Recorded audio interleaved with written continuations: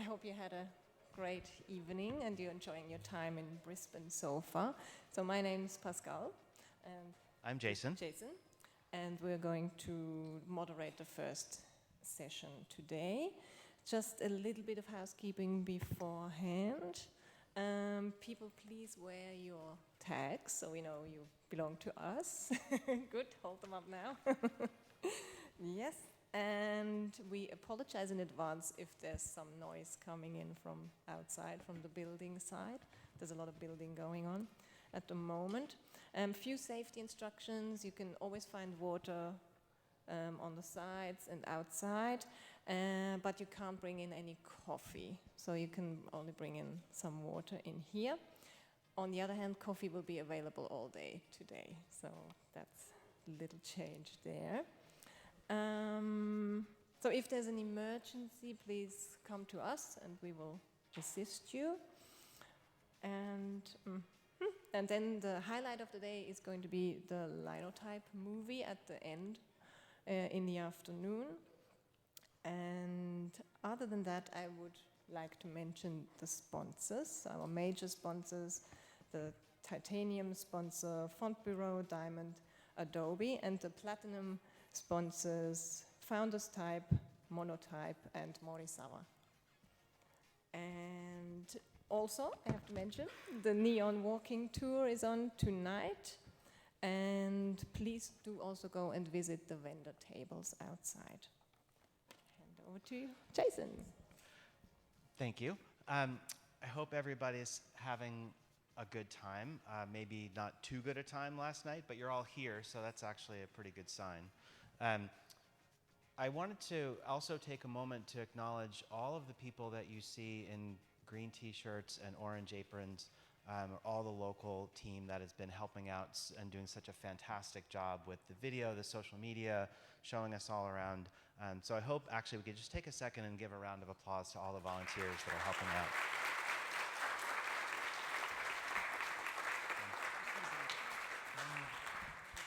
Sorry, just need to make one quick correction. Neon Walking Tour is tomorrow night. No worries. I was like, oh, I probably just had it wrong, and I double checked. Tomorrow night, and sign up for the walking tour is at the registration desk. And sorry? And it's free. There's no additional charge. It's not like a workshop. Sorry. Oh, no. Okay, so we need to get started. We've got lots more great sessions coming up today. There's really interesting stuff going on all day. It's going to be a little bit of mix of history and technique and all kinds of cool stuff. But we are starting the day with Melanie Uribe. She's from Venezuela. And probably the most salient facts for me are the fact that she has several cats and dogs in the house. Amongst of them are 2 corgis, which is twice as much insanity as anybody can really handle in their house. She's also into a lot of etching, printmaking, book arts, and she's going to be talking a little bit about her own explorations of getting out of her comfort zone. Melanie, we are pleased to have you come to the stage. Yeah, absolutely. This one or this one? I'm not sure. Which one will be better for me? Why? This is good? Thank you. Good morning, everyone. Thank you for being here on a Friday morning, especially when I heard a lot of you guys went out last night, so I really appreciate it. So I am a Venezuelan American designer. I am not a type designer. So this talk is going to be a little bit different, but I am very passionate about typography, and it has been the center of my work and my research for the past 8 or so years. I was in the corporate world for about 10 to 12 years, and then I made the transition into academia and focused a lot on research. My research is on the diaspora of Venezuelan displaced individuals, and I've done a lot of work with paper and book arts and printmakers, as it was mentioned. And right now I'm sort of starting to step out of my comfort zone and adding some imagery and working with digital collages and typography. So I'm gonna be talking about my latest project. Is still a work in process, but it's focusing on amplifying the struggles and emotions of displaced populations in a world basis. So I am now focusing on the top refugees around the world and not just about the Venezuelan diaspora. So to start off, I think the need for empathy and understanding has never been greater. As designers, we wield the power of typography, a tool that really transcends mere letters from the page, and it transforms into a voice for the voiceless. So this project embarks on a journey to amplify the struggles and emotions of displaced populations, employing typography's unique ability to convey mood, urgency, and empathy. Turn this around a little bit. So we all know that typography's expressive potential goes beyond mere aesthetics. It can encapsulate the complex emotions and stories of those uprooted, often giving them a voice where they might otherwise be unheard. Now, if we consider mood conveyance, the choice of typeface size and how it is arranged on a page or a screen can significantly affect the viewer's emotional response. So carefully orchestrating design decisions, helping us evoke those specific moods and reactions, adds a little bit more attention to detail that enables us to tell a story that resonates and amplifies the urgency and gravity of the refugee experience. And remembering the historical context of typography, it has also been a tool for political and social commentary. So appreciating and understanding its past applications, I'm trying to equip the craft even more into impactful narratives that champion the cause of displaced populations. So with this project, I am focusing on the use of augmented realities. And why try augmented realities? Well, it is affordable and it's accessible. With just a computer, a smartphone, or a tablet device, designers can create AR components that add depth and interactivity to their work. We can bring designs to life, allowing audiences to engage with content at a deeper level. The impact can be profound when a user can explore a design in dimensions with additional layers of information. And furthermore, augmented reality keeps us grounded in the reality while expanding our horizons. It allows multiple individuals to share an enhanced experience of their environment, fostering a collective understanding. It is not just an isolated interaction, but a shared journey that remains tethered to the real world, making it a perfect partner for graphic design, typography, and storytelling. Now, we're mostly comfortable or aware of augmented reality in the sense of shopping. It has been a tremendous traction with furniture websites. You can use IKEA, Amazon, even painting companies. You can use AR to see how the colors will change in your house. And it's starting to move along into the advertising, marketing world. We start seeing products that have augmented reality components. So this is a brand of tattoos and stickers, obviously for kids, where all of them come out to life. So this is very playful and enjoyable. And other companies such as Lego, which I'm pretty sure everyone's familiar with, are starting to incorporate augmented reality enhanced experiences into some of their pieces.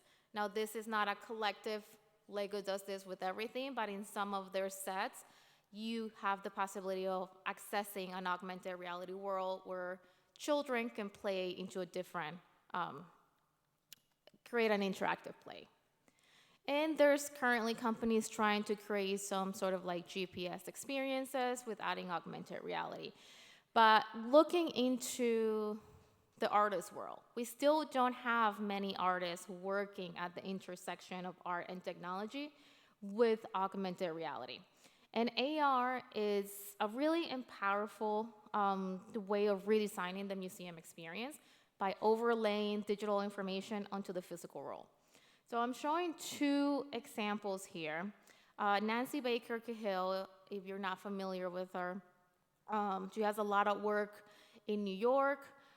She does a lot of social justice type of pieces, and is the first digital artist to be at the Wyndham Museum, which is one of the very popular, the Whitney Museum, one of the very popular museums in New York. And she created this piece, Santo, which is a hybrid interpieces creature of, with an interesting world. And the vision is for one possible future of where the planet is going to be around with climate crisis. So the viewers actually can add feathers. So it started just as a simple creature, and as you went into the museum and interacted with this piece, you could add a feather to it, and you could see this piece flying around the museum. All of this done with a simple QR code and the free fourth wall up. On the right side, I have, if you went to the gallery, the modern gallery down the block, there's a piece in the fairy tales exhibition with Martin and Munoz. And you can see how you can point out your phone to a tree stump on the floor, and then you get this magical tree that has a bunch of clothing rack in it. And the idea with this piece is that they wanted to make hidden worlds appear like magic. So there's 2 of these happening in the exhibit. If you have not been there, it's wonderful. Now, another designer that you may all be familiar with because she is very prominent in the type world is Beatriz Lozano. She's doing a lot of work combining augmented reality with typography and is at the cutting edge of digital design and user experience. So she crafted a lot of immersives that go beyond traditional typesetting, allowing the interactive and three-dimensional representations of the text with augmented space. So looking and thinking about designers that are working with type and trying to go into this augmented reality world, the research is very limited. There's not that many of us working in this area. So as Beatrice, I am trying to expand my own knowledge and expand the research and see where this incorporation can take us. So part of my research has been testing the different augmented reality apps. You can see a few of them on the top. Unity is a robust platform, but it's not just for AR, it's also for VR and game development, so it's a little bit more complicated. When you look at Meta, you need to have a Facebook account, so that adds extra complications. Lens Studio is part of, oh my God, I'm blanking on the name, Snapchat. So you need to have a Snapchat account. And iJack is a little bit more niche, and it can be ideal to go on certain projects. You can overlap images, but I decided to focus on ATypI and Adobe Aero. ATypI seems to be the most user-friendly when it comes to being included into galleries or museums, or just in general, using an artist's perspective. And Adobe Aero is great for designers that want to go beyond and explore a little bit with layers and more interactivity. For my projects, I am focusing on ATypI. So designing for empathy and storytelling for change. The power of storytelling is undeniable. A well-crafted narrative has the potential to shift emotions and inspire action. So I'm really focusing on this storytelling to tell the stories of refugees. And in the next couple slides, I'm going to be showing a few pieces from a scene that is in the making, but I do want to highlight what is a refugee. A person who's been forced to leave their country in order to escape war, persecution, and natural disasters. For refugees, there's really only one way, and it's just to get out, to find a new home. And more than 114 million individuals have been forcibly displaced worldwide. Out of those, 35.3 million are refugees. So it's really important to me to also raise awareness for the cause. I live in New Haven, Connecticut, and we have a big refugee community. So I am working with our refugee organization to increase awareness in our area. So now going into my experiment and using distress and grungy typefaces to represent these refugees and the narratives of struggles. This is an intentional design choice to visually communicate those aspects of those experiences. The rough, the worn appearances, it symbolizes the difficulties and hardships faced by these refugees. And the imperfections in the type mirrors the reality of that life that has been disrupted and the rough journey that often characterizes the refugee experience. So as I start to incorporate images and collages, I'm still focusing on keeping type the focus. I've created a few pieces. These are intended to go into museum walls, so that's why they are vertical. They're also meant to be able to be replicated as postcards or flyers that could be passed around. And this just allows for a better use of the different sizes. So all of them have unique colors to the top countries that I'm representing. So I'm representing the top 5 countries with the largest number of refugees in the world. If you look closely, I'm sure you can tell which countries I am focusing on. And then for the augmented reality part, I'm creating videos that are just type heavily focused, that are strong, and that will try to convey those emotions as well. I'm trying to convey strength and authority, so using serif typefaces associated with authority, tradition, and credibility, giving them a timeless appeal, while also retaining the connotations of modern serif that bring contemporary edge and suggest that the message is grounded and establish values and forward thinking. So this combination gives me a sense of importance and gravitas to the information. It signals the viewer that the content is substantial and deserving of attention.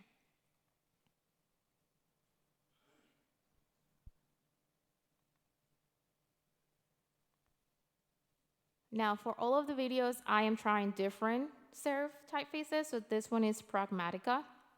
I'm still trying to decide which one to go with, but I'm also playing with the colors of each of the countries to represent those videos and represent those emotions, and trying to be, I'm not sure what's going on. Trying to be dramatic with the placement and just using those keywords to represent those emotions.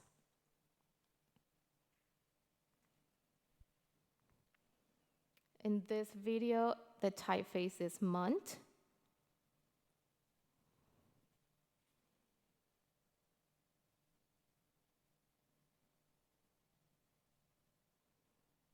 And again, in all of them, I'm trying to end with a very focused freedom, courage, persecution.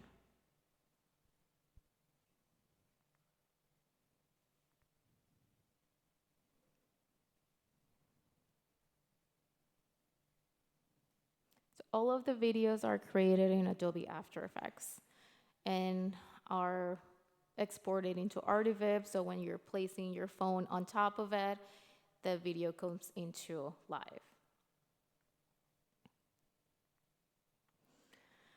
Now, this is one of my previous words. Each of the birds represents a displaced person in Venezuela, and this is something that I would like to incorporate into this project again.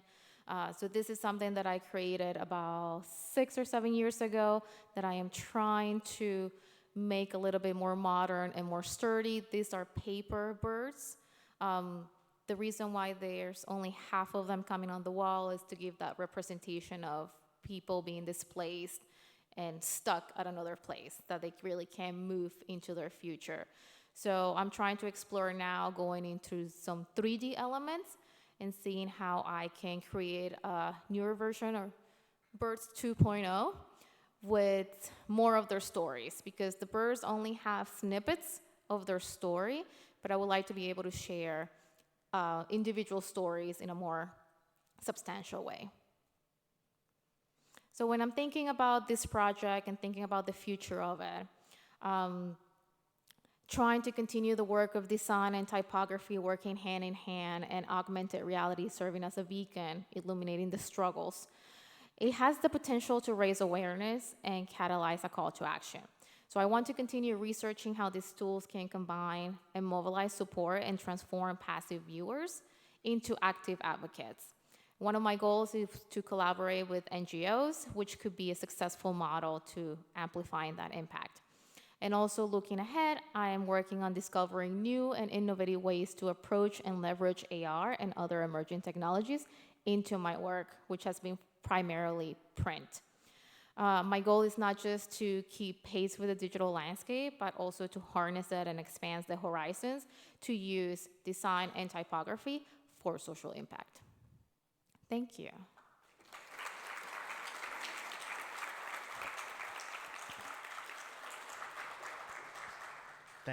Thank you so much, Melanie. That was fantastic. Let's see, we have any questions for Melanie? 'Cause if not, I'm just going to keep asking them. Anyone? All right, well, then I'm going to. Go for it. Oh, where did I miss a hand? Where do we have a there we go.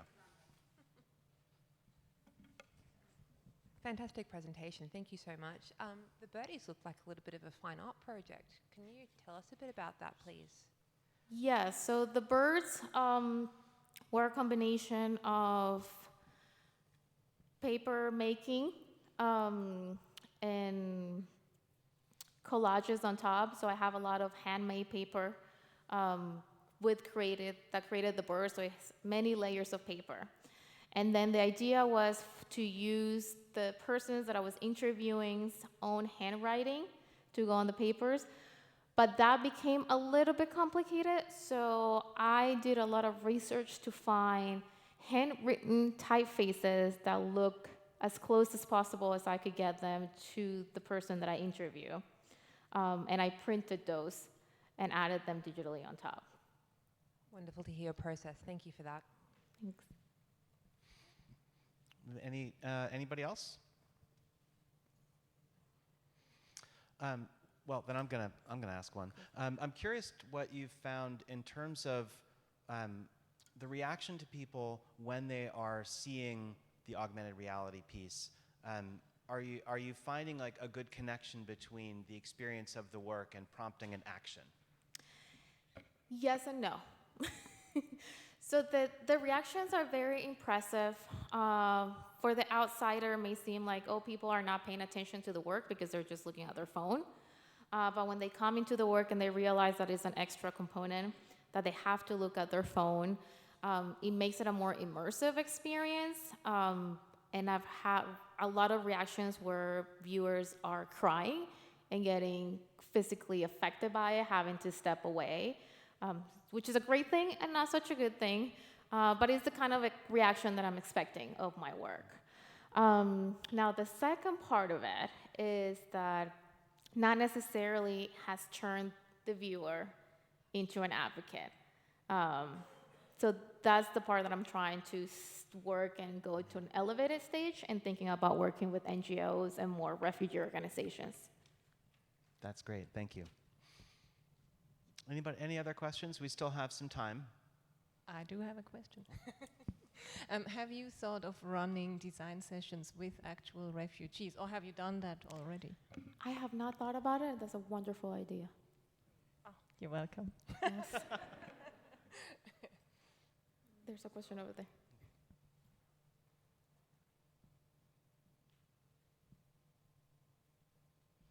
It was a beautiful presentation, thank you. Thank you. With AR and how it's so in its infantile state at the moment, how do you see it progressing with your work? Does that make sense at all? It does make sense. I see myself trying to figure a balance of print and digital world. And I would like to connect more the printmaking and book course aspects and not go into the whole digital aspect. Because like I mentioned, the imagery and the digital collages are a little bit out of my comfort zone.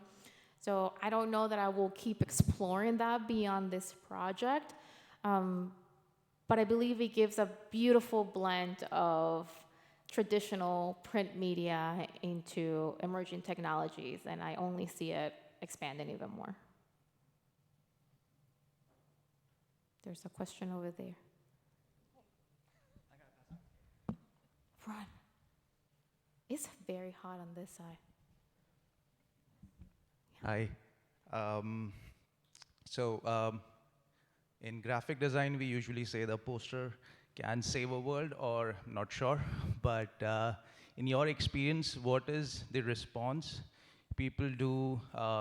Is the poster or the type good enough to provoke emotions and intended messaging?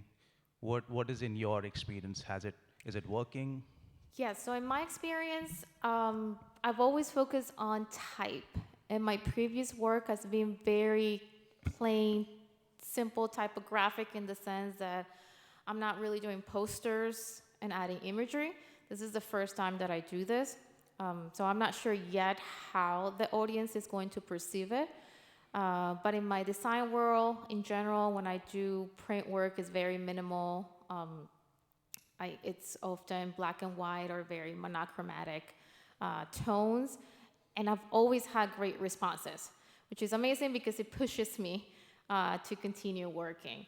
I've also always focused on doing work into galleries and more interactive experiences. So maybe setting up an interactive show at an art night in Fort Lauderdale and doing a little impromptu political campaign.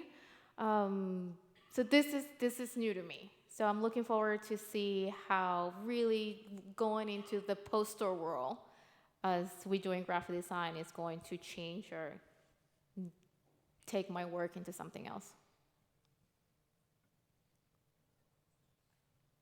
Do you have any more questions in the audience? I think we still have time for one or two more. Okay, well, I'm going to ask one more then. I'm curious what your experience has been in integrating type into a virtual space and how you've found it can or can't help accentuate the space itself. I mean, meaning like pushing type before, like in front of and behind things. Like, have you experimented much with that yet? I have not experimented with it. That's what I want to do with the birds.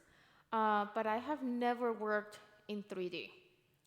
So that's another step forward into coming out of my comfort zone and exploring really new digital components. And now that Adobe has become a little bit more 3D friendly, I'm definitely going to explore it for the birds. That's great. Thank you so much. Another round of applause for Melanie. Thank you so much. Thank you so much, everyone.